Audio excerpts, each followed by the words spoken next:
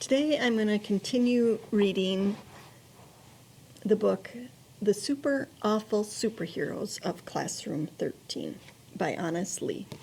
In the first couple chapters we read, Miss Linda, the teacher, was followed to school by a strange-looking thundercloud, and when they got to school, they were hiding up in their room when lightning struck the classroom, and all of the children and Miss Linda got a superpower. Miss Linda's superpower was that she was super strong and could fly, and she spent so much time chasing down bad people that she didn't have time to be a teacher anymore. So she had to decide, did she want to be a teacher or a superhero? And she decided to be a teacher, which I think they're kind of the same thing. So anyway, we're going to learn about the rest of the class, or some of the other class members, and the superpowers that they got, and whether they stick with them or what have, if it was a good thing or not. Chapter 3, Fatima. There's a little picture that goes with it. Fatima loves superhero comics, so when everyone in Classroom 13 got superpowers, she thought her dreams had come true. Zemia could fly, Dev was a giant boy spider, and Santiago was a human torch. Ava could read minds, Benji could shrink, and Teo was super fast. But what was Fatima's power? She tried to shoot laser blasts from her eyes. Nothing happened. She tried to make objects move with her mind. Nothing happened. She tried to transform into a monstrous Hulk. Nothing happened. She even tried to shoot a bow and arrow with perfect aim. It wasn't exactly a superpower, but there was always an archer on every hero team in the comic books, so it was worth a shot. But Fatima couldn't hit a target that was 4 feet away. So what was her superpower? It seemed she didn't have one.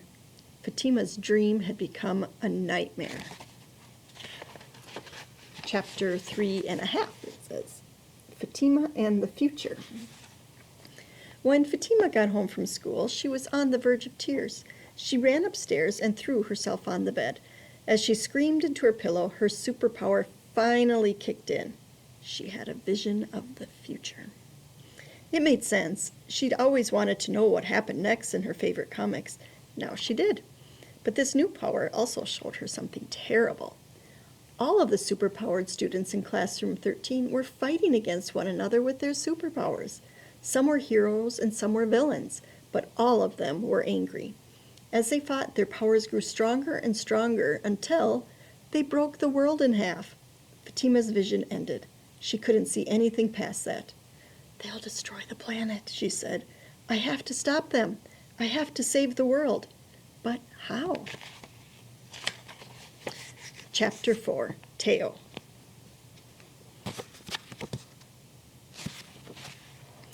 Teo thought school was so slow. He was always in a hurry to get home and play video games. He stared at the clock and counted down the minutes. That's when the purple lightning struck everyone in Classroom 13. Suddenly, Teo got superpowers that made him super fast. "Holy guacamole, did you see that? I saved Santiago's life, except that I didn't because he's still on fire, but I think he's okay. That's his superpower," Teo said. "Teo, man, I have no idea what you're saying," Fatima said. "You're going to have to speak slower."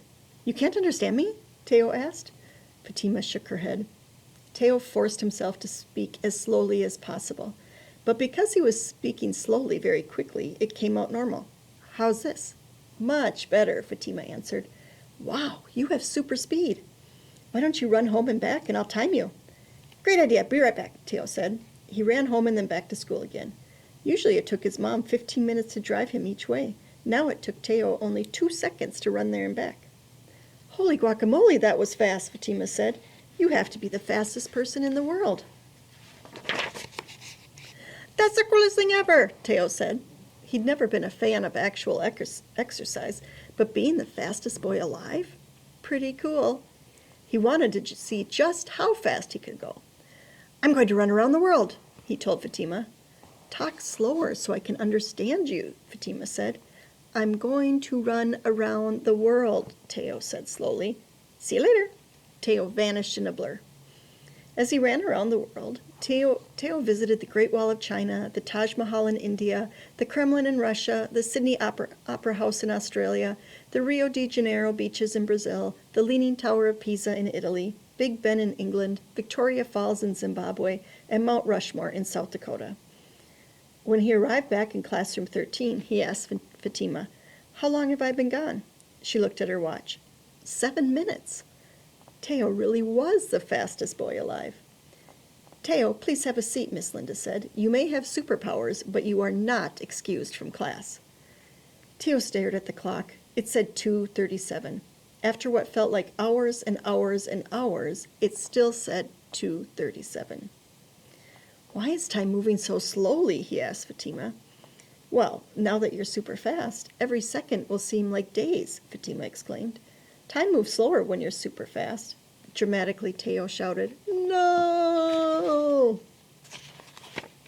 Chapter 5, Ava. Have you ever wanted to know what other people are thinking? I promise you really don't. Ava, Priya, and Zoe used to be best friends, but lately Priya and Zoe have been ignoring Ava. Priya and Zoe even made weird faces at Ava. The worst part for Ava was that she didn't know why. When Ava was struck by lightning, all she wanted was to know what they were whispering about. And now she had the power to read people's minds.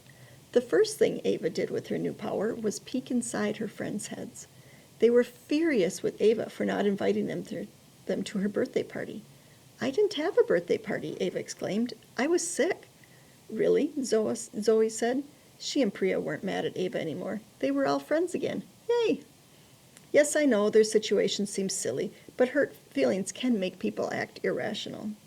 Only now Ava knew exactly what everyone was thinking. At first, Ava used her gift to help her fellow classmates. She helped Chloe remember where she'd left her favorite coat. She helped William remember her grandparents' birthdays. She even helped Miss Linda remember where she put her keys, under the potted plant on the porch. But as time went on, Ava couldn't help but hear everything that the boys in the class were thinking. All Mark thought about was corn chips. Odd. All Liam thought about was farts. Yuck. And all Dev and Teo and Triple J thought about were the horrible and violent video games they loved to play. So gross. Boys are weird, Ava thought. She did not like hearing their thoughts, so she tried to pay attention to only the girls in class. But theirs weren't much better. All Olivia thought about was good grades. Strange. All Isabella thought about was horse poop. Nasty. And all Priya and Zoe thought about was how dumb Ava's new haircut was. So mean. Girls are just as bad as boys, Ava thought. She stormed over to Priya and Zoe and yelled, "I love my haircut. I don't care what you think." "Miss Linda," Zoe called, raising her hand. "Ava is reading our minds without our permission." "Ava, please stop or I'll have to give you detention," Miss Linda said. Ava no longer liked her power. In fact, she hated it. You might think hearing other people's thoughts is a superpower, but it's not. It's awful. Can you imagine having other people's thoughts in your own head? After a while, you may not know whose thoughts are whose, including your own. Chapter 6, Mason. Every day Mason walked home after school. Today he wondered what his superpower was. He thought it would be cool to make milk. Then he remembered that's why he had a pet cow. Mason tried to remember what he had been thinking about when the lightning struck. He couldn't remember. He wondered if he would grow tiger fur, or shoot fireworks out of his fingers, or turn into a fly and fly away. None of that happened.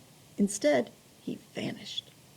1 second he was in front of the school. The next second, he was in front of his house, naked. "Yikes!" he screamed. He ran inside and locked the door. He looked out the window to see if anyone had seen him. "How did I get home?" he wondered out loud. He didn't remember walking home. He also didn't remember taking off his clothes. Mason knew he wasn't the smartest kid around, so he guessed that he'd just forgotten walking home and getting naked. "Oh well," he said. He got dressed and went to bed. Yes, it was still afternoon, but like I said, Mason wasn't the smartest kid around. In the middle of the night, Mason had a dream that he visited the pyramids of Egypt. Several tourists looked at him and said, "That little boy is naked." Mason woke up and said, "What a horrible dream." But the odd part? There was sand in his bed.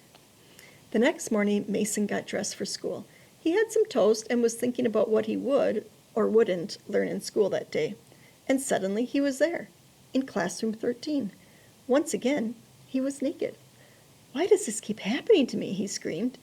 Luckily, it was early, so no one was at school yet. He grabbed a coat from the lost and found, put it on, then ran home. "Mom, I keep disappearing and reappearing somewhere else," Mason said. "Of course you do, dear," she said, sipping her coffee slowly. She was not a morning person. Mason walked very slowly to school. He watched each footstep, making sure not to think about other places. When he got to school, he grabbed Fatima and yelled, "I don't like my superpower. It makes me naked." "Hold on," Fatima said. "Start at the beginning and tell me everything." So Mason did. Fatima knew what his power was. "So cool! You're a teleporter." "Is that like a telephone?" Mason asked. "Or a telescope?" "No, a teleporter means you travel from one place to another instantly. You don't need a car or a plane or a boat. You just think about somewhere, and you're there." Mason thought about Hawaii. Instantly, he was there on a Hawaiian beach. He was also naked. "Ah!" he screamed. Then he teleported back to classroom 13. He was still naked. Fatima picked up his clothes and handed them to him. "It seems that when you teleport, you can only teleport yourself. That means you can't teleport with a friend or with your cow or even with clothes. You can travel anywhere, just naked." "That's a crummy superpower," Mason said. "No, the power is super cool," Fatima noted. "It's the naked thing that's super crummy." "How do I turn it off?" Mason asked. "I don't think you can," Fatima said. "You just have to learn how to control it." For the next few hours, Mason tried to control his thoughts. He tried not to think of other places. I don't know about you, dear reader, but the more I try not to think about something, the more I think about it. For instance, if I told you, "Don't think about strawberries," what would you think about? Exactly. You think about strawberries. Now stop thinking about strawberries and get back to Mason's story. By lunchtime, Mason was so stressed out about not teleporting, he lost his appetite. Instead of eating, all he could think about was teleporting somewhere naked and getting in trouble. "You have to stop thinking about it," Triple J said. "Otherwise, you'll end up somewhere bad, like the principal's office." As soon as Triple J said it, Mason thought of Principal Pumpernickel's office. Instantly, there he was, sitting on the principal's desk, naked. "Mason Mathers Marshall, what do you think you're doing?" Principal Pumpernickel shouted. "It wasn't me," Mason protested. "It's my superpower. I can't help it." "Your superpower is being naked and putting your butt on my desk? That doesn't make any sense," the principal barked. Mr. Pumpernickel gave Mason his jacket to cover up. "Consider yourself in deep, deep, deep trouble, Mr. Marshall. I am calling your mother. You'll be in detention for the rest of your days." "Crummiest superpower ever," Mason muttered to himself. Mason thought his trouble was over. When he went home, he was so upset he lost his appetite. Mason never skipped dessert, but tonight he did. Instead, he kept drinking water. Eventually, all he could think about was peeing, and he really had to go. He excused himself and ran to the bathroom. As he started to go, he immediately felt relaxed, so relaxed that he closed his eyes and let his mind drift. A random thought popped into his head. What if he got in trouble with the police? The sound of pee splashing in the toilet changed to the sound of pee splashing on a policeman's boot. When Mason opened his eyes, he was no longer at home. He was in a police station, peeing on the police chief's boot. Once again, Mason was naked. The police threw him in jail. "You're in big trouble," they shouted. But without an ID, they had no way to identify Mason.